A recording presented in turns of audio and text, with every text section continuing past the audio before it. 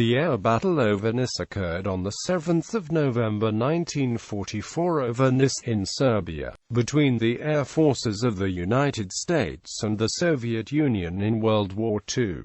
This was the only direct military confrontation between the U.S. and the USSR in the history of these two countries. After the successful joint offensive in October 1944 and the expulsion of German forces to the north, the military units of the Red Army had been ordered to follow in the steps. On 7 November, a long column of vehicles belonging to 6th Guards Rifle Corps of the Red Army was moving from Nis towards Belgrade, with orders to reinforce the southern wing of the Hungarian front. Suddenly, at about 10 a.m., from southeast over the Jastabak mountain, 3 groups of American P-38 Lightning fighter planes arrived, and the first group immediately started to strafe the leading vehicles, destroying several, with 31 killed and 37 wounded.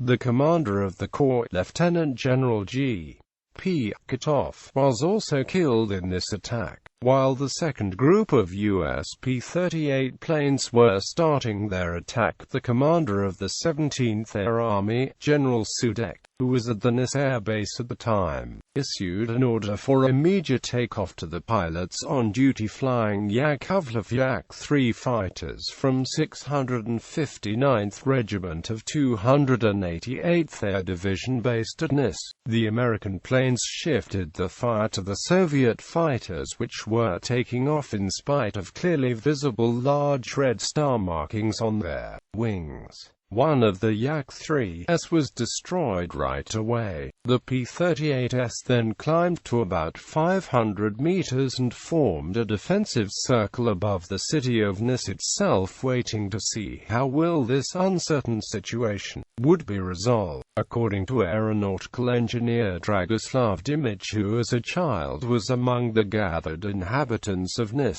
the remaining Soviet fighters flew over the old city fortress at an altitude of only 20 meters and attacked the Lightnings from below in a steep climb. One Lightning burst into flames and fell to the ground near the airstrip of the Nis Air Base. The Yaks flew through the circling Lightnings and attacked them again, this time from above. One of the Yaks was hit by American fire and fell to the ground. Soon the battle was joined by a second group of Yaks led by a famous Soviet fighter ace, Captain Koldunov, who took off from another airbase near Nis. The tangle of death that formed in the air moved westward across the city with the sound of machine gun and cannon fire. 9 Soviet Yak-3 and an unidentified number of US P-38 fighters participated in the battle, which lasted for about another 15 minutes.